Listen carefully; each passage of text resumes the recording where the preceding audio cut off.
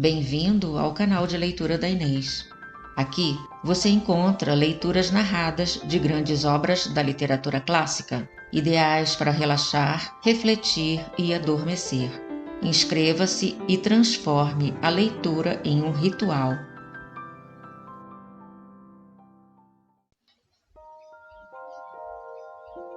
As Mil e Uma Noites. Continuação da história do adormecido despertado. A ordem dada com tão grande firmeza proporcionou ao califa enorme prazer, tanto que verificou não perder Abu Hassan tempo a fim de castigar o imã e os anciães, pois a primeira coisa em que pensava ao ver-se califa era exatamente puni-los. Entretanto, o grão-vizir continuou a apresentar o seu relatório e estava para terminar quando o chefe de polícia, de volta, se apresentou para dar conta da missão e aproximou-se do trono. Após prostrar-se, disse: Comendador dos crentes, encontrei o imã e os 4 anciães na mesquita que me indicastes, e como prova de que cumpri fielmente a ordem recebida, eis aqui o processo assinado por várias testemunhas. Ao mesmo tempo, tirando do peito um papel, apresentou-o ao falso califa. Abu Hassan pegou o processo, leu-o todo, inclusive os nomes das testemunhas que lhe eram conhecidas, e quando terminou, disse ao chefe de polícia, sorrindo: Está bem, sinto-me alegre, e vós me proporcionastes um prazer. Voltai ao vosso lugar. Tartufos, continuou para si, que gostavam de criticar os meus atos e me censuravam por oferecer festins, bem mereciam tal castigo. O califa, que o observava, compreendendo-lhe o íntimo, sentiu-se bastante satisfeito com tão bela expedição. Abu Hassan, em seguida, dirigiu-se ao grão-vizir. Mandai que o grão-tesoureiro, disse-lhe, vos entregue uma bolsa com 100.000 moedas de ouro e ide ao bairro para onde enviei o chefe de polícia. Levá-la à mãe de Abu Hassan, cognominado o Devasso. É um homem conhecido em todo o bairro por esse nome. Qualquer pessoa vos indicará a casa onde ele vive. Ide e voltai imediatamente. O grão-vizir Jafar pôs a mão sobre a cabeça para indicar que obedecia e, após prostrar-se diante do trono, saiu e rumou para o grão-tesoureiro, que lhe entregou a bolsa. Ordenando a um escravo que a pegasse, foi bater à porta da casa da mãe de Abu Hassan. Ao vê-la, disse-lhe que o califa lhe enviava aquele presente, sem dar outras explicações.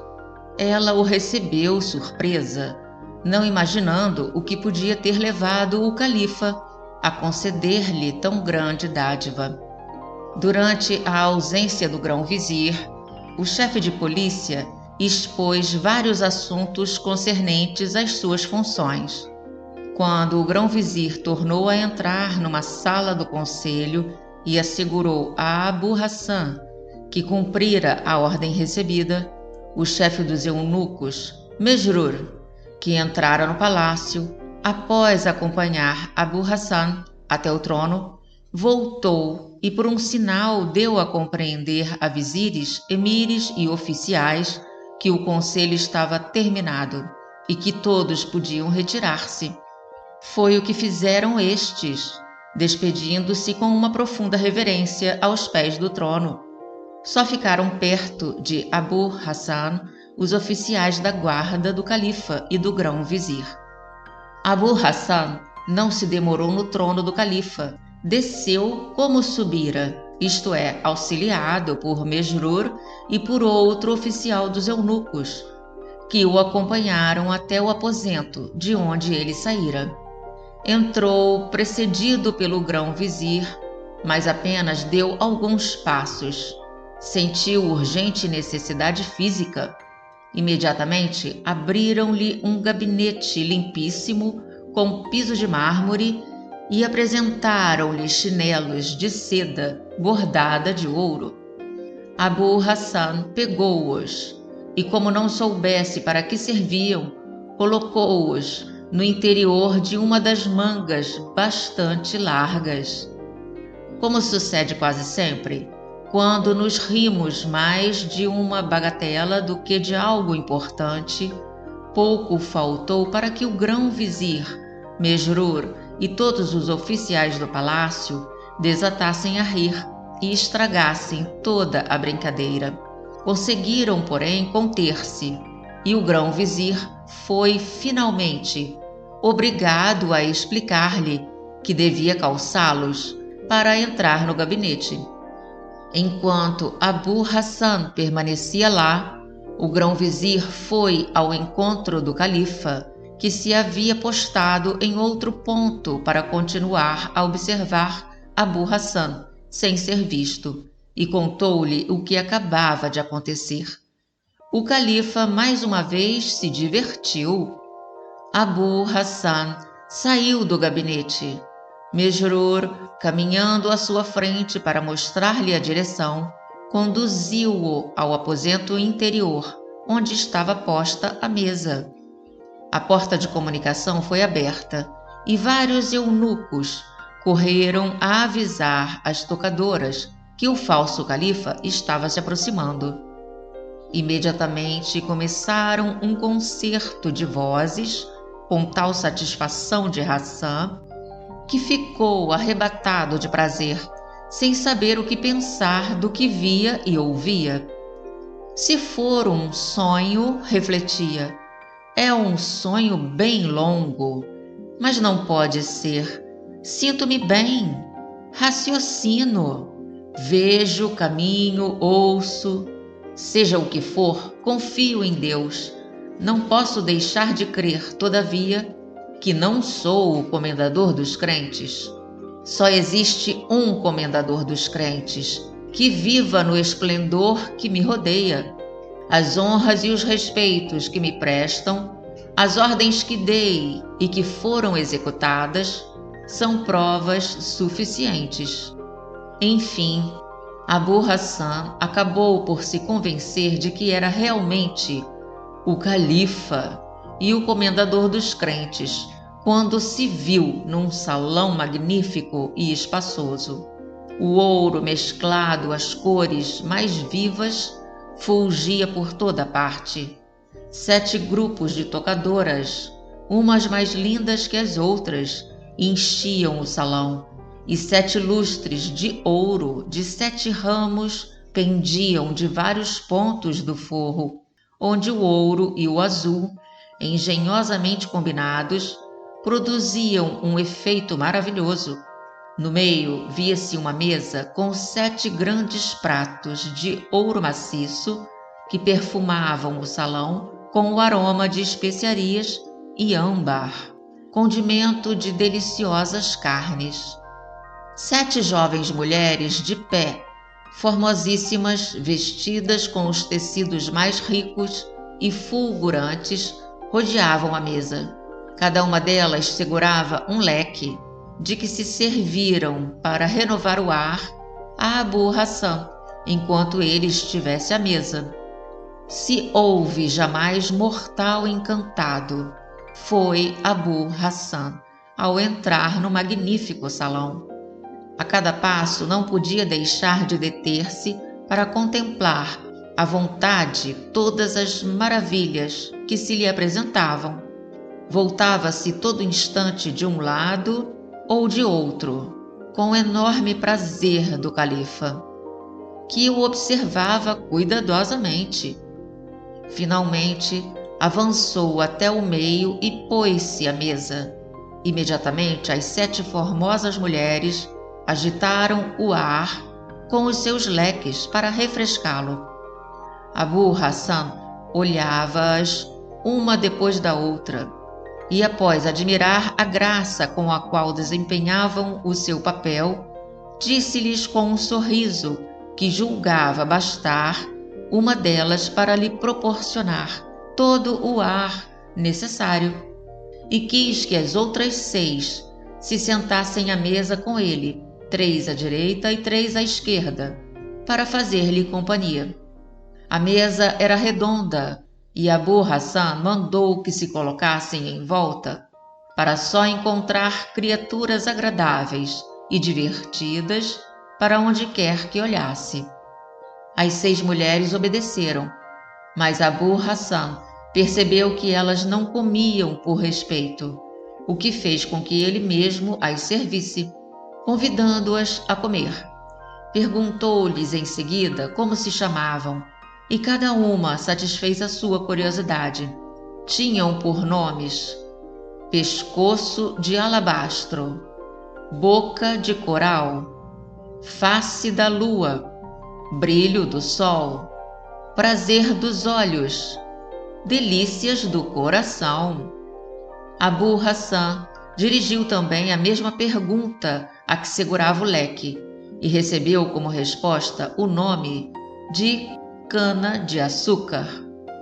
As gentilezas que ele proferiu em torno de tais nomes demonstraram que era possuidor de excelente espírito, e não se pode imaginar como aquilo aumentou a estima que o califa já concebera por ele. Quando as mulheres viram que Abu Hassan deixara de comer, uma disse aos eunucos: "O comendador dos crentes deseja passar ao salão da sobremesa. Trazei água para as mãos." Levantaram-se todas ao mesmo tempo e pegaram das mãos dos eunucos uma a bacia de ouro, outra um jarro do mesmo metal e a terceira uma toalha, e ajoelharam-se diante de Abu Hassan. Quando este se levantou, levantou-se e imediatamente um eunuco, puxando a cortina, abriu a porta de outro salão. Mesrur, que não havia abandonado Abu Hassan, caminhou na sua frente e introduziu-o num salão de dimensões iguais ao precedente, mas ornado de várias pinturas, dos maiores mestres e enriquecido por vasos de metal, tapetes e preciosos móveis.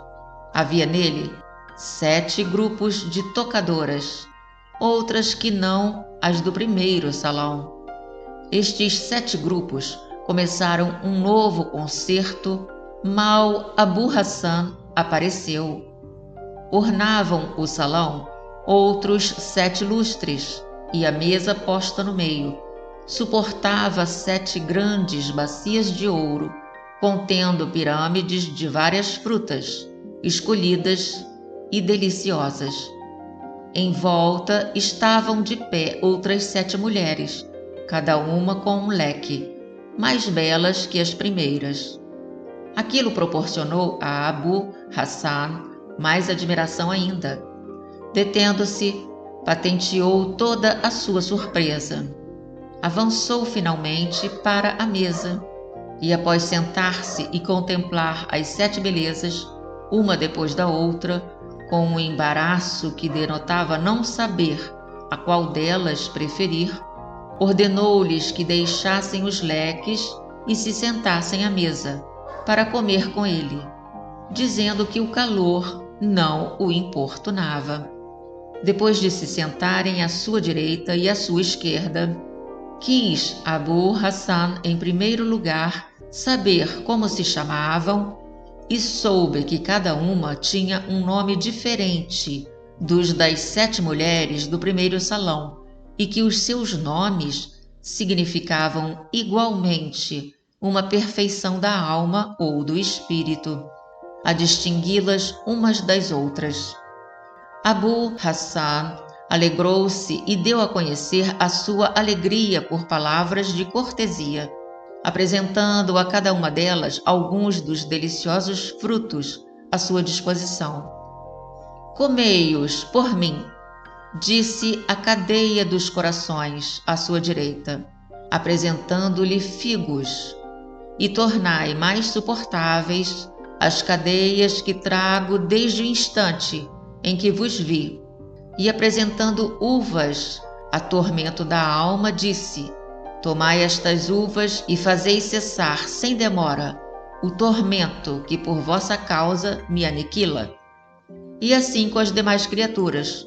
Com tudo isso, Abu Hassan fazia com que o califa se alegrasse cada vez mais por ter encontrado um homem que o divertia e que lhe dera a oportunidade de imaginar um meio de conhecê-lo mais a fundo. Quando Abu Hassan experimentou todos os frutos, levantou-se e imediatamente Mesrur, que não o abandonava, caminhou ainda na sua frente, introduzindo-o num terceiro salão, magnificamente ornado e mobiliado como os dois primeiros.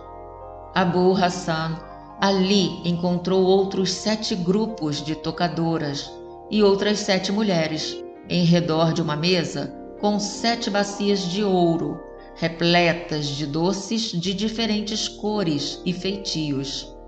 Após relancear os olhos por todos os lados, admirado, avançou até a mesa ao som harmonioso dos 7 grupos de tocadoras. As 7 mulheres sentaram-se ao seu lado, e como não podia servi-las como fizera as demais, rogou-lhes que elas mesmas escolhessem os doces que mais a atraíam. Perguntou-lhes também os nomes, que lhe agradaram tanto quanto os das outras mulheres pela sua diversidade, e que lhe proporcionaram nova ocasião para com elas conversar e dirigir-lhes galanteios, que muito agradaram a elas e ao califa, que não perdia nada do que ele dizia. O dia chegava ao fim, quando Abu Hassan foi levado ao 4º salão, ornado como os outros, dos mais lindos e preciosos móveis. Também nesse havia 7 grandes lustres de ouro, com velas acesas. Estava iluminado por prodigiosa quantidade de luzes que proporcionavam maravilhoso efeito. Nada se vira semelhante nos outros 3 salões. Abu Hassan encontrou ainda nesse último salão, como havia nos outros 3, outros 7 grupos de tocadoras, capazes de inspirar maior alegria. Viu também outras 7 mulheres de pé, em torno de uma mesa com 7 bacias de ouro, repletas de doces folhados, doces secos e outras coisas capazes de provocar a sede. Mas o que Abu Hassan achou mais interessante foi um aparador com 7 grandes jarras de prata, cheias do mais delicioso dos vinhos, e 7 copos de cristal muito bem trabalhados. Nos 3 primeiros salões, Abu Hassan só havia bebido água, segundo o costume observado em Bagdá, tanto entre o povo e as camadas superiores como na corte do califa, onde só se bebe vinho à noite. Todos os que procedem diversamente são tidos por devassos e não ousam mostrar-se durante o dia. Esse costume é louvável, pois temos a necessidade de todo o nosso bom senso durante o dia para cuidarmos dos negócios, e assim não se veem ébrios em pleno dia, provocando desordens nas ruas da cidade. Abu Hassan, no 4º salão, caminhou até a mesa e, sentando-se ali, se demorou por muito tempo, como que extasiado, a admirar as 7 criaturas que o rodeavam, achando-as mais belas que as demais, já vistas nos outros salões. Desejou saber-lhes os nomes, mas como a música, sobretudo os pandeiros, não lhe permitissem fazer-se ouvir, bateu palmas para impor silêncio. Pegando então pela mão a mulher que se encontrava mais perto dele, à sua direita, fê-la sentar-se e, após apresentar-lhe um doce, perguntou-lhe como se chamava. Comendador dos crentes, respondeu ela. O meu nome é Ramalhete de Pérolas. Não era possível dar-vos nome mais conveniente, respondeu Abu Hassan, e que melhor revelasse o vosso valor, sem censurar quem vô-lo impôs. Contudo, creio que os vossos lindíssimos dentes eclipsam as mais belas pérolas do mundo. Ramalhete de Pérolas, já que esse é vosso nome, dai-me a honra de servir-me uma taça de vinho. Imediatamente a dama se dirigiu ao aparador, de onde voltou com uma taça de vinho que apresentou a Abu Hassan com muita graça. Abu Hassan pegou-a com prazer e, fitando a linda criatura, apaixonadamente lhe disse: Ramalhete de Pérolas, bebo a vossa saúde, rogo-vos beber também. Ela correu ao aparador e voltou com outra taça, mas antes de beber, cantou uma canção que o extasiou tanto pela novidade quanto pelo encanto de uma voz maravilhosa. Abu Hassan, depois de beber, escolheu o que mais lhe agradou dentre as bacias e apresentou-a a outra mulher, que fez sentar-se ao seu lado e a quem perguntou o nome. Respondeu-lhe ela chamar-se Estrela da Manhã. Os vossos belos olhos, respondeu ele, possuem mais brilho que a estrela cujo nome trazeis. Concedei-me o favor de oferecer-me vinho. Estrela da Manhã o atendeu imediatamente, com a melhor graça deste mundo. Abu Hassan comportou-se da mesma maneira com a terceira, chamada Luz do Dia, e assim procedeu até a sétima. Todas o serviram com extrema satisfação do califa. Quando Abu Hassan terminou de beber, Ramalhete de Pérolas, a primeira a qual se dirigira, foi ao aparador, pegou uma taça cheia de vinho e nela despejou uma pitada do pó de que o califa se servira na véspera. Depois ofereceu-a. Comendador dos crentes, disse-lhe: suplico-vos, pelo interesse que tenho na conservação da vossa saúde, beber mais esta taça de vinho e conceder-me o favor antes de ouvir uma canção que, se posso gabar-me, não vos desagradará. Eu a compus hoje e ainda não a cantei para ninguém.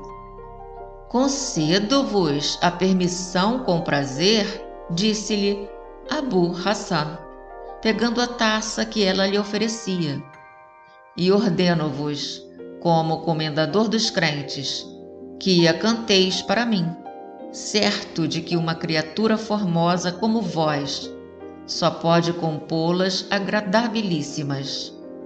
A dama, pegando o alaúde, cantou acompanhando-se com o instrumento com tal graça que deixou Abu Hassan extasiado do começo ao fim. Achou-a tão linda que a obrigou a repetir. Quando ela terminou, Abu Hassan, desejando elogiá-la como merecia, esvaziou o conteúdo da taça de uma só vez. Depois, voltando a cabeça para o lado da dama, como se pretendesse falar-lhe, foi impedido pelo pó que produziu o seu efeito tão subitamente que ele só conseguiu abrir a boca. Os seus olhos se fecharam e, deixando tombar a cabeça sobre a mesa, adormeceu profundamente, quase na mesma hora da véspera. No mesmo instante, uma das damas tirou-lhe das mãos a taça vazia. O califa, que muito se havia divertido e que também assistira à última cena, saiu do esconderijo em que se achava e apareceu no salão, contentíssimo por ver o feliz êxito do que imaginara. Em primeiro lugar, ordenou que tirassem de Abu Hassan o traje de califa, com que o haviam vestido naquela manhã, e o metessem nas vestes com que chegara ao palácio 24 horas antes, trazido pelo escravo. Em seguida, mandou chamar o mesmo escravo e ordenou-lhe: torna a pôr este homem sobre os ombros e leva-o de volta à sua casa, sem ruído. Ao te retirares, deixa a porta aberta. O escravo pegou Abu Hassan, levou-o pela porta secreta do palácio, repô-lo em sua casa como o califa havia ordenado, e voltou imediatamente dar conta do que fizera. Abu Hassan disse então o califa: desejara ser califa durante um dia, somente para castigar o imã da mesquita e os 4 šeiques ou anciães, cujo procedimento lhe desagradava. Proporcionei-lhe o meio de satisfazer o seu desejo, e agora deve estar contente. Abu Hassan, reposto no sofá pelo escravo, dormiu até o dia seguinte à tarde. Só despertou quando o pó que sorvera com o vinho perdeu o efeito. Abrindo os olhos, ficou surpreso por ver-se de novo em casa. Ramalhete de pérolas, estrela da manhã, aurora do dia, boca de coral, face de lua, exclamou, chamando as damas do palácio que lhe haviam feito companhia. Onde estais? Vinde, aproximai-vos.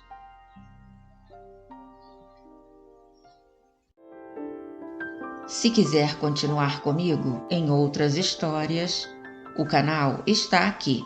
Sinta-se convidado a voltar.